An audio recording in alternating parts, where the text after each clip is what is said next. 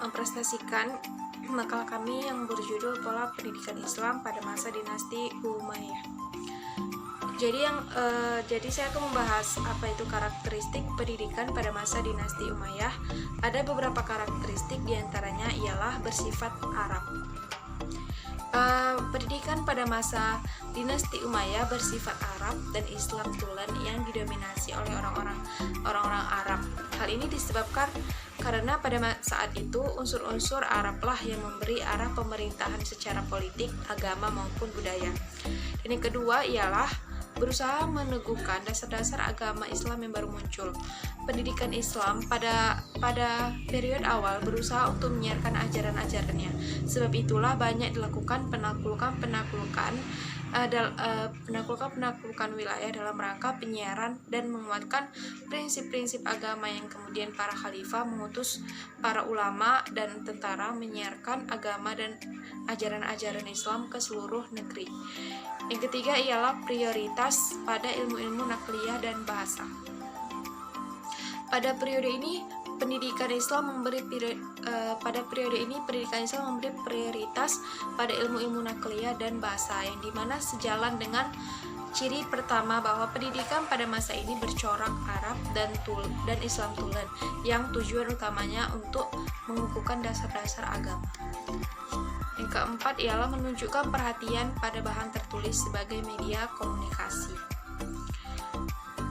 Datangnya Islam merupakan faktor penting bagi munculnya kepentingan penulisan. Atas dasar itulah Nabi Muhammad SAW mengangkat orang-orang yang bisa menulis untuk memegang jabatan ini. Pada masa Umayyah, tugas penulisan semakin banyak, yang terbagi pada 5 bidang, yaitu penulis surat, penulis harta, penulis tentara, penulis polisi, dan penulis hakim. Dengan demikian, pada masa ini terjadi Arabisasi dalam semua segi kehidupan, dan bahasa Arab dijadikan bahasa sebagai bahasa komunikasi baik secara lisan maupun secara tulisan di seluruh wilayah Islam. Dan yang kelima ialah membuka pengajaran bahasa-bahasa asing. Keperluan untuk mempelajari bahasa-bahasa asing dirasa sangat perlu semenjak kemunculan Islam yang pertama kali. Keperluan ini semakin dirasa penting ketika Islam dipegang oleh dinasti Umayyah, di mana wilayah Islam sudah semakin luas sampai ke Afrika Utara dan Cina, serta negeri-negeri lainnya yang bahasa mereka bukanlah bahasa Arab. Dengan demikian, pengajaran bahasa asing menjadi suatu keharusan bagi pendidikan Islam masa itu, bukan sejak kemunculan Islam pertama kali. Dan yang terakhir ialah menggunakan surau atau kutab dan masjid. Di antara jasa besar dinasti Umayyah dalam perkembangan ilmu pengetahuan adalah menjadikan masjid sebagai pusat aktivitas ilmiah. Pada masa ini pula pendirian masjid banyak dilakukan, terutama di daerah-daerah yang baru ditaklukkan. Pada masa ini pula didirikan Masjid Zaitunah di Tunisia yang dianggap sebagai universitas tertua di dunia yang masih hidup sampai sekarang ini, yang didirikan oleh Uqbah bin Nafi yang menaklukkan Afrika Utara pada tahun 50 Hijriah.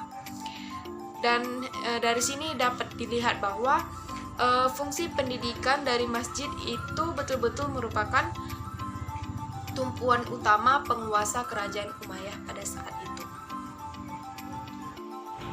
Assalamualaikum warahmatullahi wabarakatuh. Saya Nora Aryani akan sebagai pemateri kedua akan menjelaskan mengenai tempat-tempat pendidikan pada masa dinasti Umayyah.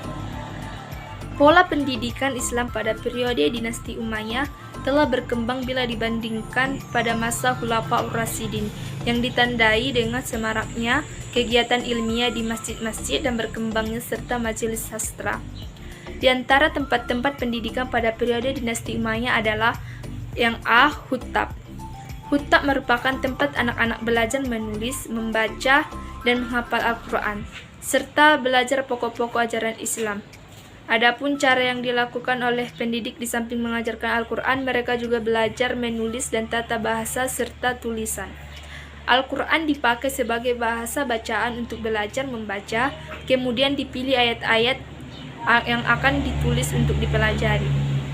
Di samping belajar menulis dan membaca, murid-murid juga mempelajari tata bahasa, cerita-cerita Nabi, hadis, dan pokok agama.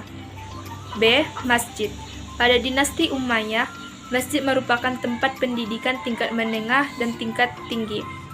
Setelah hutab, pelajaran yang diajarkan meliputi Al-Quran, tafsir, hadis, dan fikih. Yang diajarkan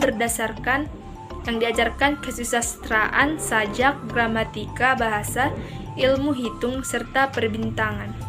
Di antara jasa besar pada periode dinasti Umayyah dalam perkembangan ilmu pengetahuan adalah menjadikan masjid sebagai pusat aktivitas ilmiah. C. Majelis sastra. Majelis sastra merupakan tempat berdiskusi membahas masalah kesusastraan dan juga sebagai tempat berdiskusi mengenai urusan politik. Perhatian penguasa Umayyah sangat besar pada pencatatan kaidah-kaidah nahwu, pemakaian bahasa Arab, dan mengumpulkan syair-syair Arab dalam bidang syariah, kitabah, dan berkembangnya semi prosa. D. Pendidikan istana, yaitu pendidikan yang diselenggarakan dan diperuntukkan khusus bagi anak-anak khalifah dan para pejabat pemerintahan. Kurikulum pada pendidikan istana diarahkan untuk memperoleh kecakapan, memegang kendali pemerintahan, atau hal-hal yang ada sangkut pautnya dengan keperluan dan kebutuhan pemerintah. Maka kurikulumnya diatur oleh guru dan orang tua murid. Yang terakhir, pendidikan badiah, yaitu tempat belajar bahasa Arab yang fasih dan murni. Hal ini terjadi ketika Khalifah Abdul Malik Ibnu Marwan memprogramkan Arabisasi, maka muncul istilah badiah, yaitu dusun Badui di padang Sahara. Mereka masih fasih dan murni sesuai dengan kaidah bahasa Arab tersebut, sehingga banyak khalifah yang mengirimkan anaknya ke Badiah untuk belajar bahasa Arab. Bahkan para ulama juga pergi ke sana, diantaranya adalah Al-Khalil Ibnu Ahmad. Nah, di sini saya Anjali Rahab akan menjelaskan kelanjutannya, yaitu mengenai pusat-pusat pendidikan Islam pada masa dinasti Umayyah. Nah, yang pertama itu ada Madrasah Mekah. Madrasah Mekah ini guru pertama yang mengajar di Mekah sesudah penduduk Mekah takluk. Nah, ialah Mu'az bin Jabal. Ialah yang mengajar Al-Quran, di mana yang halal dan mana yang haram dalam Islam. Nah, di Madrasah Mekah ini ia mengajarkan tafsir, fikih, dan sastra. Abdullah bin Abbas lah pembangunan Madrasah Mekah yang termasyhur di seluruh negara Islam. Nah, yang kedua adalah Madrasah Madinah. Di Madrasah Madinah ini lebih termasyhur dan lebih dalam ilmunya. Dan karena di sanalah tempat tinggal sahabat-sahabat Nabi. Nah, di sana juga banyak terdapat ulama-ulama terkemuka. Yang ketiga adalah Madrasah Basrah. Nah, ulama yang termasyhur di Basrah ialah Abu Musa al-Asy'ari dan Anas bin Malik. Abu Musa al-Asy'ari adalah ahli fikih dan ahli hadis serta ahli Al-Quran. Sedangkan Abbas bin Malik termasyhur di dalam ilmu hadis. Hasan al-Basri sebagai ahli fikih juga ahli dalam pidato dan kisah. Ahli fikir dan ahli tasawuf juga. Ia bahkan juga mengajarkan ilmu-ilmu agama kepada pelajar-pelajar, bahkan juga mengajar orang banyak dengan mengadakan kisah-kisah di Masjid Basrah. Dan yang keempat adalah Madrasah Kufah. Di Madrasah Kufah ini Ibnu Al-Mas'ud dilahirkan 6 orang ulama besar, yaitu Al-Aqomah, Al-Aswad, Masrok, Ubaidah, Al-Haris bin Qais, dan Amr bin Syuhrabil. Mereka itu menggantikan Abdullah bin Mas'ud menjadi guru di Kufah. Ulama Kufah bukan saja belajar kepada ulama Abdullah bin Mas'ud saja yang menjadi guru di Kufah, bahkan mereka juga pergi ke Madinah. Yang kelima ada Madrasah Damsyik atau Madrasah Syam. Setelah negeri Syam atau yang sekarang kita sebut dengan negeri Syria menjadi sebagian negara Islam dengan penduduknya yang banyak memeluk agama Islam, maka negeri Syam ini menjadi pusat perhatian para khilafah. Madrasah itu melahirkan imam-imam seperti Abdurrahman al-Auza'i yang sederajat ilmunya dengan Imam Malik dan Abu Hunafiyah. Yang keenam ada Madrasah Fistad atau madrasah yang ada di Mesir. Nah, sahabat-sahabat yang pertama kali mendirikan madrasah dan menjadi di Mesir adalah Abdurrahman bin Amr bin Al-As. Beliau adalah seorang ahli hadis yang terkemuka yang bukan hanya menghafal hadis-hadis Nabi, tapi juga menuliskannya dalam catatan pribadinya sehingga ia tidak lupa dengan meriwayatkan hadis-hadis itu kepada muridnya. Nah, guru-guru yang berikutnya terkenal adalah Yazid bin Abu Habib Al-Nubi dan Abdullah bin Abu Ja'far bin Rabi'ah. Di antara murid Yazid terkenal adalah Abdurrahman bin Laifah Al-Ais bin Said yang dikenal sebagai ulama yang mempunyai mazhab tersendiri di bidang fikih sebagaimana Al-Aub. Materi selanjutnya ialah perkembangan ilmu pengetahuan. Di antara ilmu pengetahuan yang berkembang pada masa dinasti Umayyah di antara lain ialah ilmu agama seperti Al-Quran, hadis, dan fikih. Yang kedua ialah ilmu sejarah dan geografi, yaitu segala ilmu yang membahas tentang perjalanan hidup, kisah, dan riwayat. Yang ketiga ialah ilmu pengetahuan bidang bahasa, yaitu segala ilmu yang mempelajari bahasa, nahwu, saraf, dan lain-lain.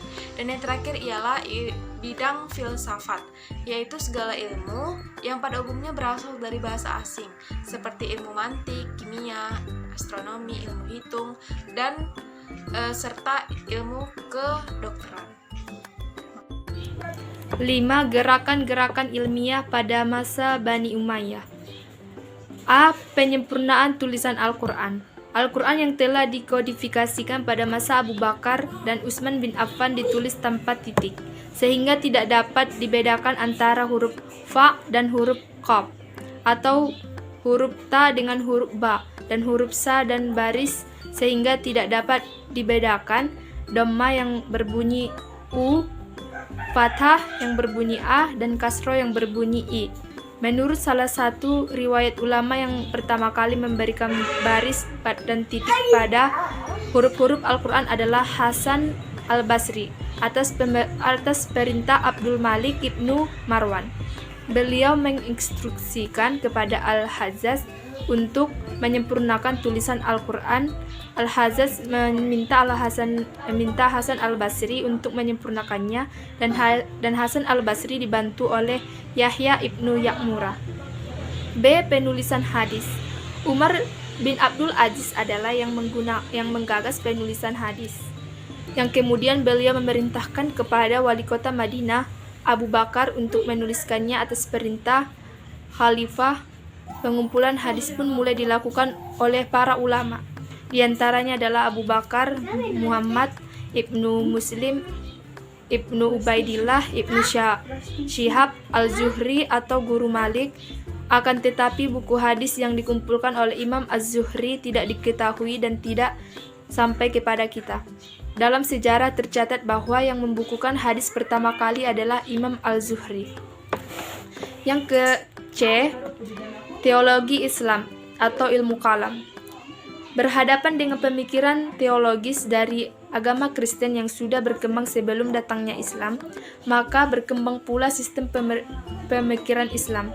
Timbul dalam Islam pemikiran yang bersifat teologis yang kemudian dikenal dengan sebutan ilmu kalam.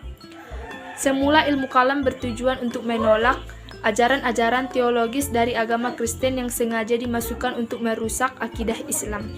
Kemudian berkembang menjadi ilmu yang khusus membahas tentang berbagai pola pemikiran yang berkembang dalam dunia Islam, terutama masalah kebutuhan.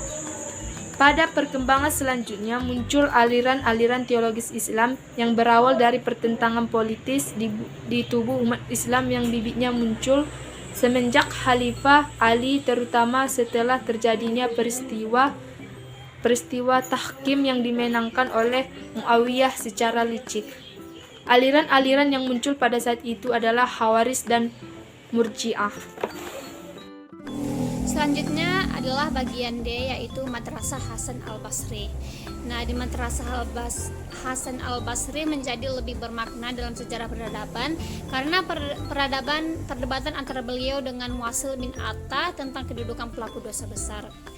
Namun setelah itu Wasil keluar dari Hasan al-Basri dan membangun pendapatnya sendiri yang merupakan sintesis dari aliran kalam yang sudah ada sebelumnya. Nah, gagasan utamanya adalah al-manzilah bain al-manzilatain dan gelarnya adalah Syekh al-Mu'tazilat bi wa qadimuha. Dan bagian E adalah gerakan ijtihad.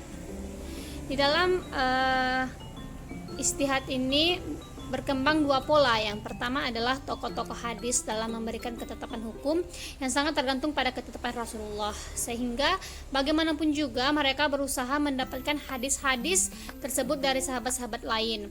Mereka inilah yang akhirnya mendorong usaha pengumpulan dan pembukuan hadis-hadis Nabi Muhammad SAW yang mendapat dukungan sepenuhnya dari Khalifah Umar bin Abdul Aziz. Dan gagasan yang kedua adalah yang dikembangkan oleh al-ra'yu atau ahli pikir. Mereka ini karena keterbatasan hadis yang sampai pada mereka dan terdapatnya banyak hadis-hadis palsu. Sehubungan dengan itu, mereka hanya menerima hadis-hadis yang kuat atau sahih saja, dan mereka lebih mengutamakan penggunaan ra'yu dalam beristihad. Nah, selanjutnya aliran al-ra'yu ini mendorong usaha penelitian terhadap hadis-hadis sehingga berkembanglah ilmu hadis.